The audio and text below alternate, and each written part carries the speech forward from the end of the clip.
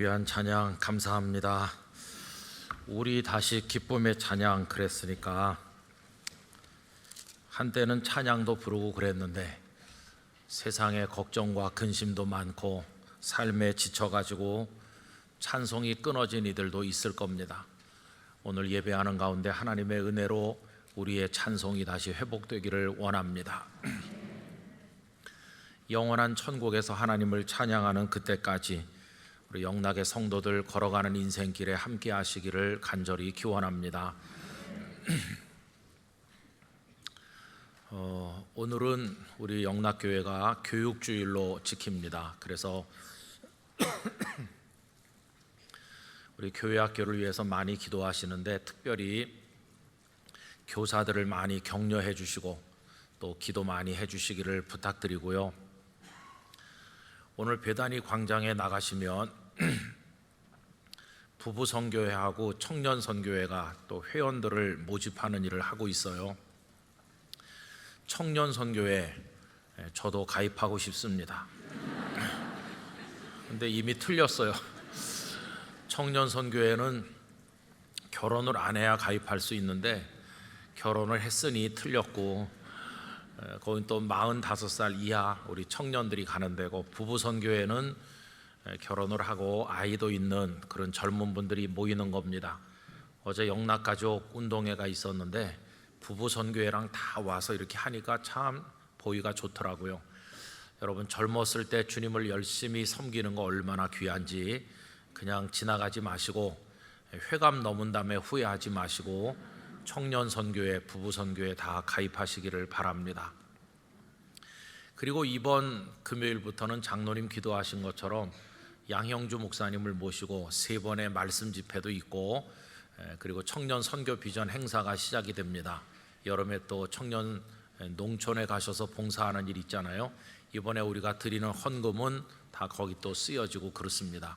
이번 금요일부터 이제 바자회도 오전에 하고, 그리고 또 저녁에는 말씀도 시작되는데 다들 오셔서 함께 해주시기를 부탁드리겠습니다. 주보를 보시면 다 아시지만 좀 더 잘했으면 좋겠다, 그런 마음으로 제가 다시 한번 말씀을 드렸으니까 열심히 기도하시고 참여해 주시기를 부탁드립니다. 자, 이제 오늘 말씀을 생각해야 되는데요. 오늘 읽은 마태복음 18장 1절에서 4절까지는 대개 다 익숙하게 아시는 말씀이라고 생각이 됩니다. 근데 거기 한 가지 질문과 2가지 답이 나옵니다. 질문은 제자들이 했고 답은 늘 그렇듯이 예수님께서 하셨습니다. 그러면 이 제자들의 질문이 뭔지 우리 1절을 다 같이 읽어보도록 하겠습니다. 그때의 제자들이 예수께 나와 이르되 천국에서는 누가 크니까? 여러분, 이 질문을 좀 주의 깊게 읽으실 필요가 있습니다. 천국에서는 누가 크니까? 이렇게 물었어요. 조금 특이한 것은 이 세상에서는 누가 크니까? 라고 물은 것이 아니라 천국에서는 누가 크니까? 라고 물었다는 겁니다. 2가지 상반된 생각이 가능한데, 아니 이 제자들이 얼마나 큰 자가 되기를 생각했으면, 얼마나 큰 자가 되고 싶어 했으면 천국에 가서까지도 큰 자가 되려고 이런 질문을 하나, 이렇게 조금 부정적으로 생각할 수도 있고요. 또 하나는 그래도 이 세상에서는 열심히 주님을 섬기고 헌신하고 주님 앞에 충성하고 나중에 천국에 가서 거기서 큰 자가 되기를 원하는 거니까 참 생각이 기특하다, 이렇게 긍정적으로 봐줄 수도 있겠죠. 근데 어쨌든 이 질문의 핵심은 천국에서는 누가 큽니까? 라는 것입니다. 이 하나의 질문에 대한 예수님의 대답이 2가지인데, 하나는 3절에 나오고 하나는 4절에 나옵니다. 우선 그 첫 번째 답부터 생각을 해보려고 하는데요. 3절 말씀 같이 읽으실까요? 이르시되 진실로 너희에게 이르노니 너희가 돌이켜 어린 아이들과 같이 되지 아니하면 결단코 천국에 들어가지 못하리라. 아멘. 우리가 성경을 좀 주의 깊게 읽을 필요가 있습니다. 근데 주의 깊게 읽으신 분들은 이 3절의 예수님의 답이 1절의 제자들의 질문에 대한 답이라고 하기에는 조금 안 맞다는 사실을 발견하셨을 거예요. 여러분, 제자들의 질문이 뭐였습니까? 천국에서는 누가 큽니까? 이게 질문이었죠. 근데 지금 예수님의 답은 어떻게 끝나고 있죠? 천국에 들어가지 못하리라로 끝나죠. 제자들은 누가 크냐고 물었는데 예수님은 천국에 못 들어간다, 들어간다 하는 그 문제를 말씀하고 있으니까 비슷해 보이지만 전혀 다르다는 걸 알 수 있어요. 여러분 다 이해하시는 거죠? 네, 아까 2부 때 보니까 영락교회 성도들이 다 똑똑하시더라고요. 다 잘 이해하시는 것 같아요. 그럼 예수님께서 누가 크냐고 묻는 사람들에게 이 사람이 크다, 저 사람이 크다 이렇게 대답하셔야 되는 건데 그렇게 대답을 안 하시고 왜 천국에 들어간다, 못 들어간다 이 문제를 말씀하셨을까요? 그 이유가 뭘까요? 그것은 여러분 가만히 생각을 해보세요. 천국에서 누가 큰지 그게 중요한 문제일까요? 천국에 들어가는 게 중요한 문제일까요? 그렇죠. 일단 천국에 들어간 그 다음에 뭐 거기서 누가 크던지 작던지 하는 거지, 천국에 들어가지도 못하는 사람이 천국에선 누가 클까? 이거 아무리 골똘하게 생각해 본들 그게 무슨 의미가 있겠어요? 중요한 것은 천국에 들어가는 겁니다.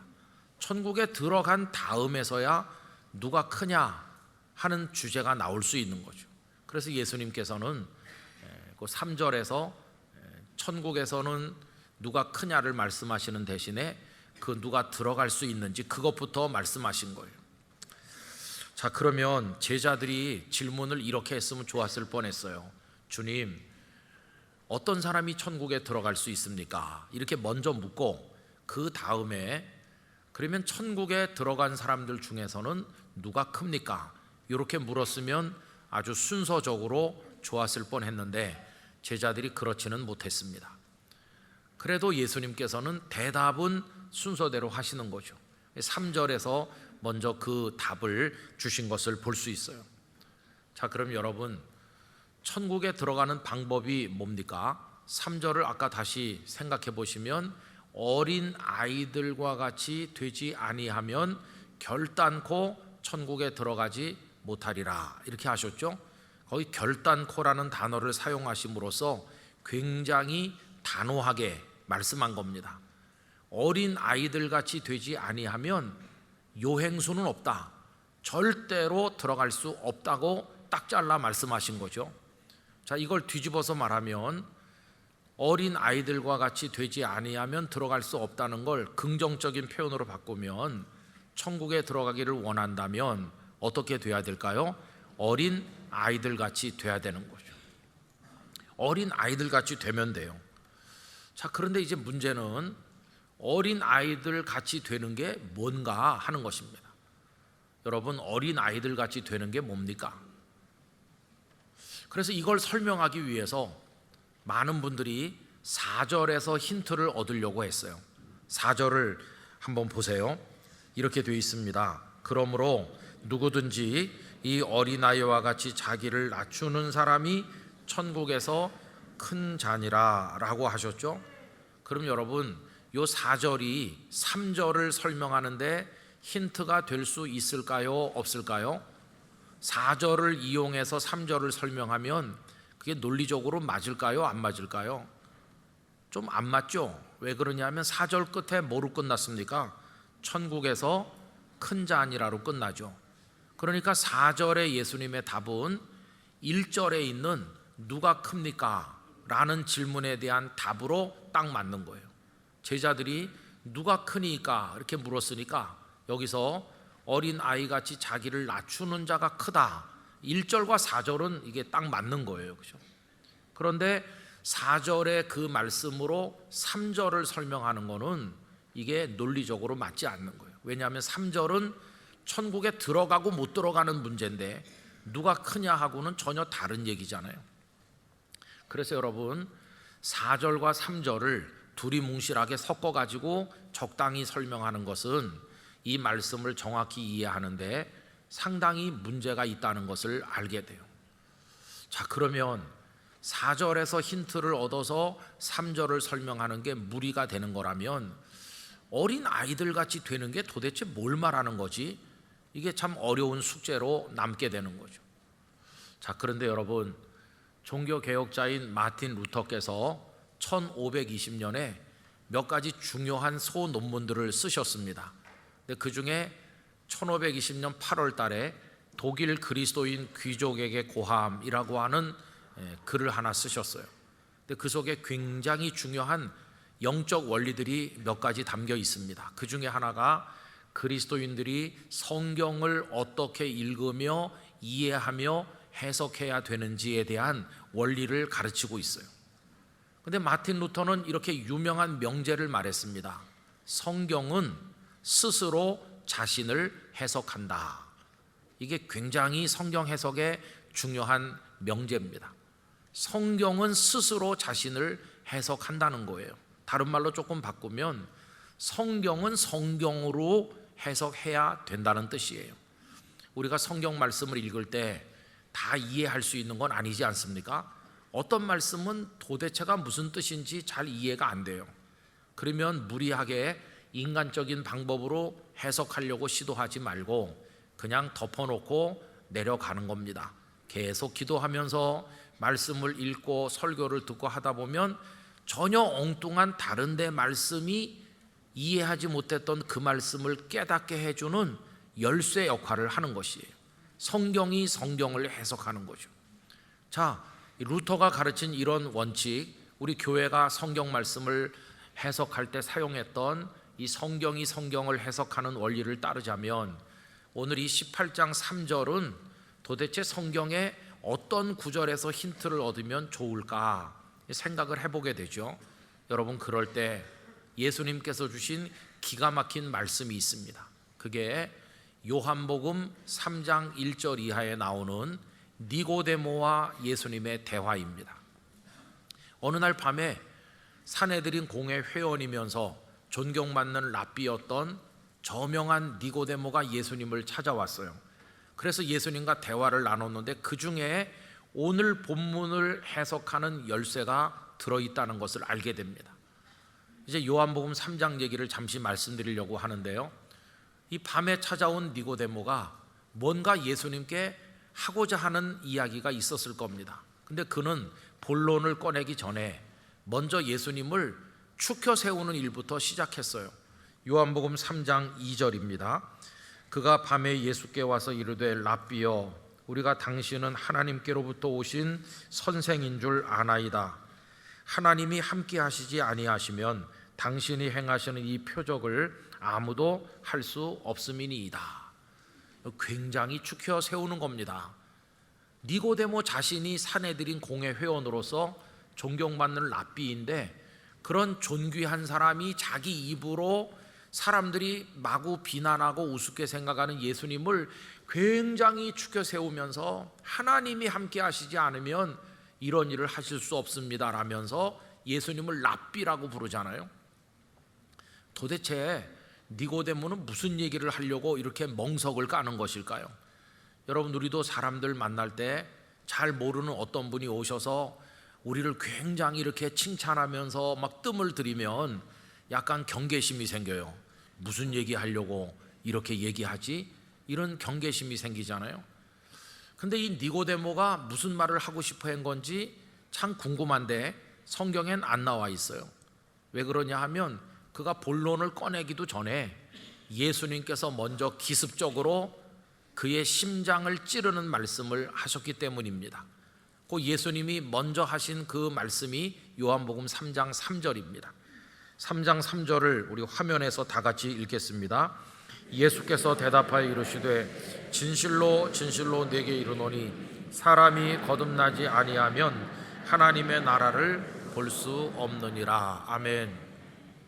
여러분, 이 말씀을 유심히 보세요. 끝이 어떻게 끝났나요?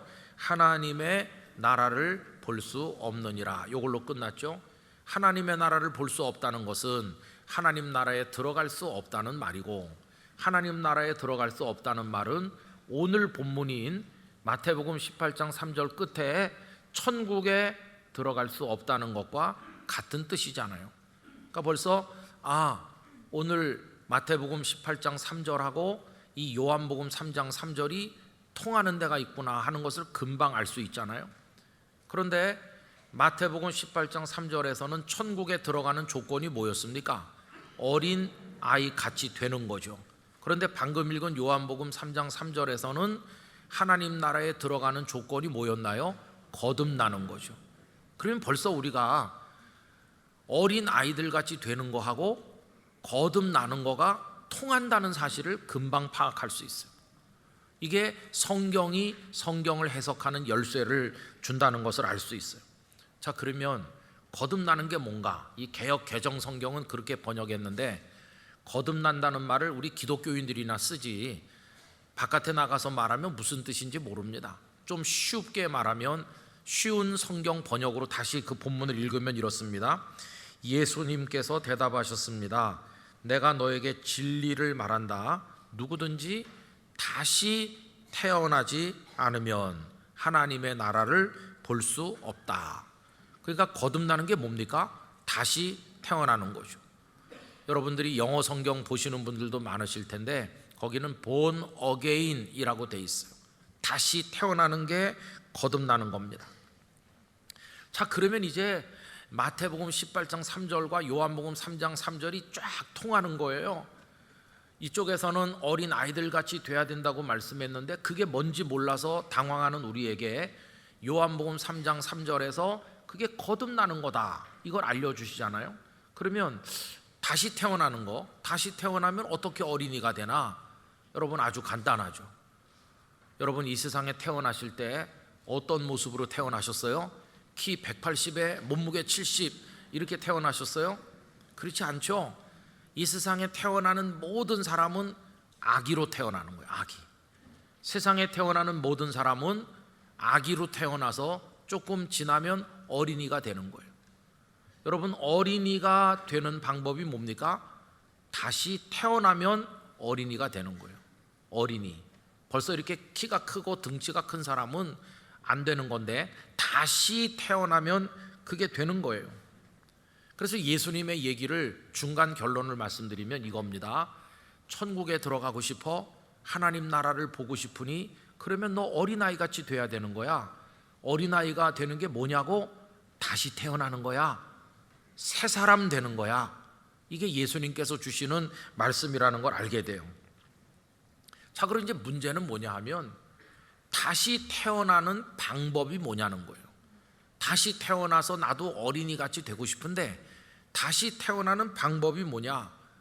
여러분, 이 얘기를 말씀했을 때 니고데모가 굉장한 랍비였지만 무슨 말뜻인지를 몰라서 당황했어요. 니고데모의 당황하는 모습이 요한복음 3장 4절에 나오는데 쉬운 성경으로 읽어드리겠습니다. 니고데모가 예수님께 물었습니다. 사람이 이미 나이가 많아 어른이 되었는데 어떻게 다시 태어날 수 있겠습니까? 어머니의 태안에 다시 들어가 2번씩이나 태어날 수 있겠습니까? 여러분, 이런 말을 하고 있는 니고데모가 좀 한심한 생각이 안 드세요? 아니, 사람이 어떻게 어머니한테 들어갔다 다시 나와요? 근데도 이런 얘기를 지금 하는 거는 무슨 뜻인지 전혀 모르고 있다는 걸 알 수 있죠. 자, 그래서 니고데모에게 예수님께서 다시 태어나는 비결에 관해서 딱 말씀해 주세요. 그게 요한복음 3장 5절인데 우리 화면에서 쉬운 성경으로 다 같이 읽읍시다. 예수님께서는 이렇게 대답하셨습니다. 내가 너에게 진리를 말한다. 누구든지 물과 성령으로 태어나지 않는다면 그 사람은 하나님 나라에 들어갈 수 없다. 여기도 딱 말씀하시잖아요. 하나님 나라에 들어갈 수 없다. 오늘 마태복음 18장 3절에 천국에 들어갈 수 없다와 똑같아요. 아까는 어린 아이들 같이 돼야 되는 건데 그게 다시 태어나는 거듭나는 거였고, 그럼 거듭나는 방법이 뭡니까? 이 5절에서는 이렇게 말씀하시죠. 물과 성령으로 거듭난다. 다시 태어나는 방법, 그래서 어린이가 되는 법, 물과 성령으로 다시 태어날 수 있습니다. 여러분, 이게 무슨 얘기일까요? 난생 처음 듣는 얘기가 아니라 우리가 이미 알고 있는 것이죠. 우리는 이미 죄 가운데서 죽은 존재입니다. 영적 죽음을 경험하고 죄와 허물 가운데 머물러 있었는데 하나님께서 우리를 불쌍히 여기사 독생자 예수님을 보내시고 십자가에 달려 우리의 형벌과 죄를 담당하시고 부활하심으로 영원한 생명의 길을 열어놓으셨죠. 그런데 우리가 워낙 목이 곱고 완고한 사람이 돼서 우리를 죄인으로 인정하지도 않고 회개하지도 않는데 하나님의 성령께서 우리 가운데 뚫고 들어오셔서 우리를 굴복시키시고 깨닫게 하시고 죄인이라는 걸 알고 회개하게 하시고 예수님밖에 구원의 길이 없음을 알고 예수님을 구주로 영접하게 하면서 우리를 하나님의 자녀가 되도록 만들어 주셨거든요. 그래서 우리가 세례도 받고 성령의 역사도 경험하는 것이죠. 물과 성령으로 거듭나 새 사람이 되는 거죠. 여러분, 이거는 우리가 무슨 노력을 많이 하거나 애를 쓰거나 무슨 참선 도를 닦거나 그래서 되는 게 아니라 하나님의 사랑과 은혜, 예수 그리스도의 십자가와 부활의 그 대속의 역사, 그리고 우리 속에 뚫고 들어오셔서 역사하시는 성령님의 역사로 되는 것이에요. 그래서 하나님의 자녀로 거듭나게 되는 것이고 이젠 다시 하나님의 어린이가 되는 것이고 이전 것은 지나갔으니 보라 새 것이 되었도다. 새로운 피조물이 새 사람이 되는 것이죠. 바로 그거를 이야기하는 겁니다. 그 외에는 천국에 들어갈 수 있는 방법은 없다. 예수님 그렇게 말씀하는 거예요. 니고데모, 네가 사내들인 공회 회원이고 대단한 랍비라 할지라도 네가 아무리 자부심이 많고 굉장해도 물과 성령으로 거듭나지 않으면 너 천국에 들어갈 수 없다. 이렇게 예수님 말씀을 하신 거예요.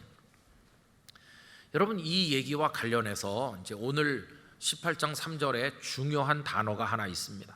18장 3절 중간에 뭐라고 그랬습니까? 너희가 돌이켜 어린 아이들과 같이 되지 아니하면 이라고 할 때 거기 돌이켜라고 하는 단어가 굉장히 중요해요. 돌이키다, 이 동사는 스트레포라고 하는 동사인데 여러분, 이건 서서히 한 10년 20년 시간이 흐르다 보니까 그 사람이 좀 변한 것 같다 이런 뜻이 아니에요.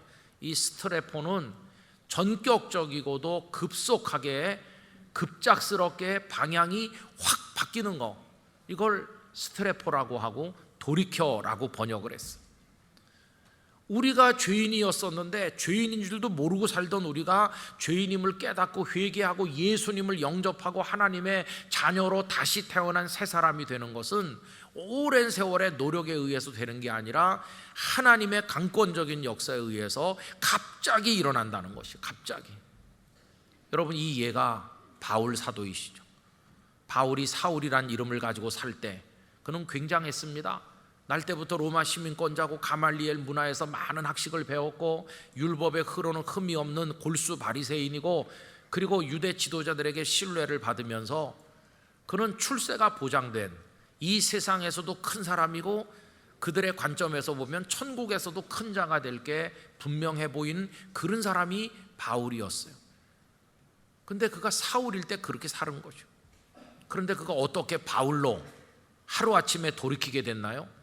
그가 다마스커스로 가는 길에서 태양빛보다 더 밝은 예수님의 빛으로 쫙 비춤을 받았을 때 그는 하나님의 강권적인 역사 안에서 갑자기 돌이키게 되어서 사울이 바울 된 것이었어요. 그 다음부터 그는 그동안 자기가 그렇게 자랑스럽게 생각했던 세상의 모든 것들을 빌립보서 3장에서 다 배설물로 여기고 그리스도 예수를 아는 지식이 가장 고상하다고 고백하는 예수님의 사람으로 돌이키게 되었습니다. 그는 바울의 인생을 살아가게 된 거 아닙니까? 그는 하나님의 능력 가운데서 물과 성령으로 거듭났다는 것을 알 수 있어요. 성도 여러분, 옛사람인 채로는 절대로 천국에 들어갈 수 없습니다. 반드시 그리스도 안에서 새 사람이 돼야만 합니다. 예전에 그 더러운 영을 가진 사람으로서는 하나님 나라를 볼 수 없고 이젠 그리스도 안에서 씻김받은 하나님의 자녀로 다시 태어난 사람만이 천국의 백성이 될 수 있는 것이죠. 그래서 오늘 3절의 뜻이 그런 겁니다. 그런데 그동안 이 말씀을 읽을 때 우리가 혼란을 느꼈던 건 그 이유가 뭐냐 하면 4절에서 힌트를 발견해서 3절을 설명하려고 했기 때문이에요. 그래서 이렇게 많이 설명했죠. 천국에 들어가고 싶으냐? 어린아이들 같이 되라. 어린아이들 같이 되는 게 뭐냐고? 4절에 봐라. 자기를 낮추는 거지. 자기를 낮추면 되는 거야. 너 겸손해라.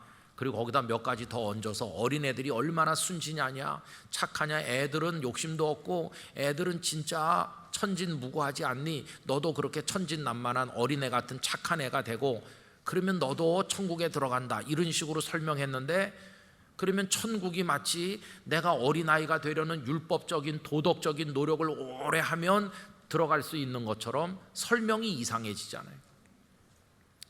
여러분, 그리고 심각한 건 뭐냐 하면요, 누가 애들 보고 순진하다고 합니까?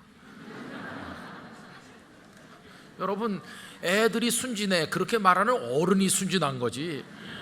아이고 요새 애들 순진 안 해요. 꿈 깨셔야 돼요. 꿈 깨. 할아버지 할머니들이 애들이 오면 좋아가지고 막 어쩔 줄 모르다가 한나절 있어 보면 이놈이 영악스럽고 욕심이 많고 이놈이 생각했던 천진난만한 애가 아니라는 걸 알게 되면 가면 더 기뻐하는 거예요. 가면. 아이고, 이 녀석들이 어른들 틈에 가만히 있잖아요. 눈치 보면서. 이거는 겸손해서 가만히 있는 게 아니에요. 가만히 보니까 판세가 불리하니까 전략적으로 가만히 있는 거지. 자기들끼리 모아놓으면요, 거기도 힘센 녀석이 나와서 장난감 다 차지하고 휘젓고 다닌다고. 얼마나 욕심이 많다고요. 누가 학습시키지 않았는데도 욕심이 얼마나 많은지. 우리 손주 녀석은 이제 1년 반밖에 안 됐는데 막 땅바닥에 띠굴띠굴 굴르려고 달려들고, 유모차를 타야 되는데 귀엽고 안 타고 자기가 밀고 다니는 거예요. 어이구, 고집도 세고요. 요새 애들 순진 안 합니다. 절대로 순진하지 않아요. 그리고 참 이상한 건 누가 가르치지도 않았는데 얼마나 명석한지 저절로 터득해가지고 거짓말도 잘해. 애들이 거짓말도 잘해. 여러분, 오죽하면 부모가 그걸 인정하겠어요? 여러분, 누가 와서 당신 아이가 못됐더라 그러면은 다 화를 벌컥 내겠죠. 근데 유아 세례 받을 때 보면 몇 달 되지도 않는 애를 안고 와갖고 엄마 아버지의 입으로 죄인이라고 그러잖아요. 죄인. 하나님의 은혜가 아니면 구원받지 못할 죄인인 줄 믿습니다. 친부모가 자기 애를 죄인이라고 인정하잖아요.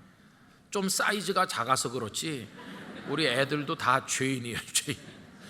그러니까 뭐 애들처럼 뭐 순진하게, 애들처럼 착하게, 애들처럼 욕심 없이 그 안 맞는 말이에요.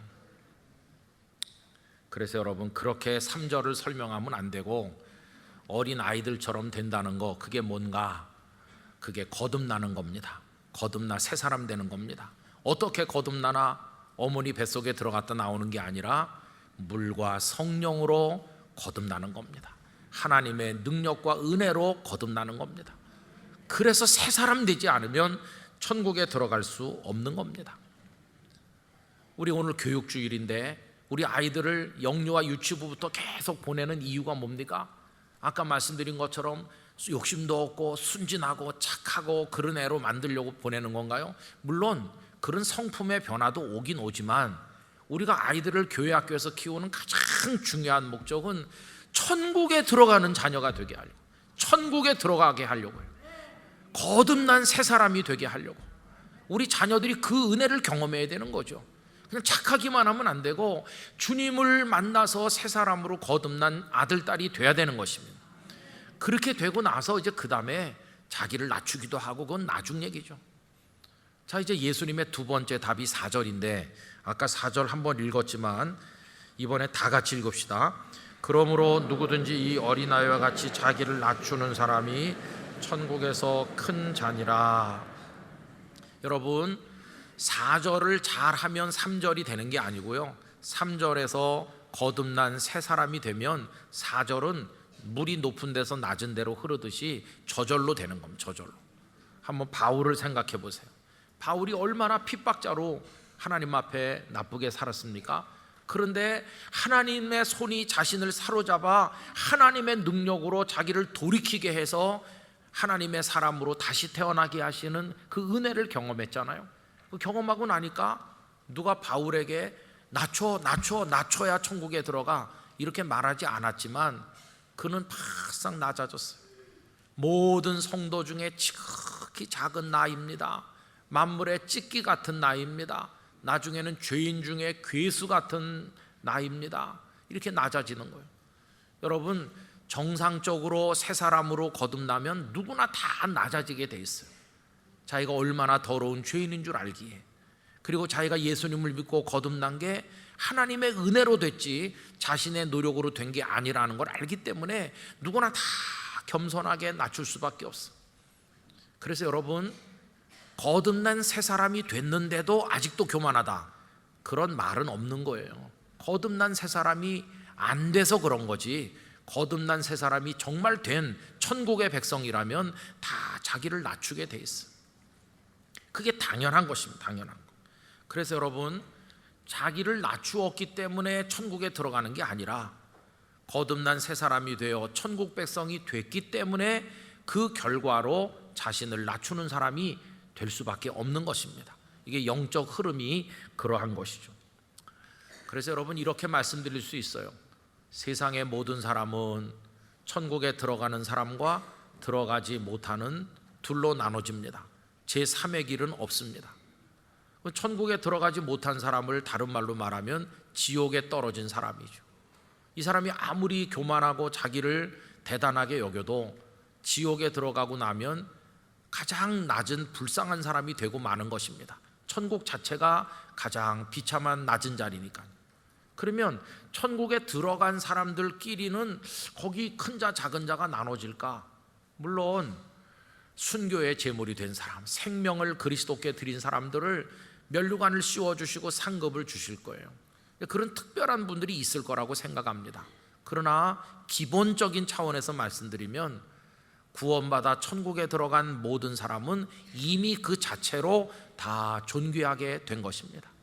왜냐하면 내 은혜로, 나의 노력으로, 나의 어떤 분깃으로 들어간 게 아니고 하나님의 은혜로, 하나님의 사랑으로 들어갔음을 알고 죄인인 저를 구원해 주신 하나님 감사합니다, 이렇게 이미 낮추는 사람이기 때문에 4절의 조건이 충족된 사람이고, 하나님께서는 그를 귀하게 여겨서 이리 오너라 내 아들 내 딸, 내가 너를 얼마나 사랑하는지 이렇게 우리를 영접해 주실 거니까 이미 그 자체로 우리는 존귀한 하나님의 사람이 되는 게 아니겠어요? 여러분, 우리 영락교회에서 자라나는 어린 세대들이 다 천국의 백성이 되기를 축원하고, 그들이 그로 인해 성품의 변화도 가져와서 하나님 앞에서나 사람 앞에서 겸손한 사람이 되기를 간절히 원합니다. 영락교회는요, 하나님의 어린이들이 모인 교회가 돼야 되는 것이에요. 우리 다 새 사람 된 이들로 하나님 안에서 다시 태어난 거듭난 사람들이 영락교회 울타리 안에 모여서 하나님을 높이고 찬송하고 우리 다 같이 어깨동무를 하고 사랑하면서 하나님의 복음을 위해서 걸어가는 것이에요. 여러분, 우리 영락교회가 그런 교회가 되기를 간절히 원합니다. 우리 같은 죄인에게 하나님의 은혜가 임한 날, 주의 말씀이 내게 임한 날, 얼마나 기쁘고 감사한 구원의 날입니까? 찬송을 부르면서 우리 평생을 거듭난 새 사람으로 하나님 안에 행복하게 살고 우리 자녀들도 다 그 은혜를 얻게 되기를 간절히 축원합니다. 기도하겠습니다. 오 거룩하신 아버지 하나님, 저희들을 예수 그리스도 안에서 거듭난 다시 태어난 새 사람 되게 하사 천국에 들어가는 백성이 되게 해주심을 감사드립니다. 이제 저희 자녀들도 교육부 안에서 그런 은혜를 얻도록 양육되게 하시고, 우리 영락교회는 하나님의 다시 태어난 어린이 같은 사람들이 모인 아름다운 교회가 되게 해 주시옵소서. 예수님의 이름으로 기도드리옵나이다. 아멘.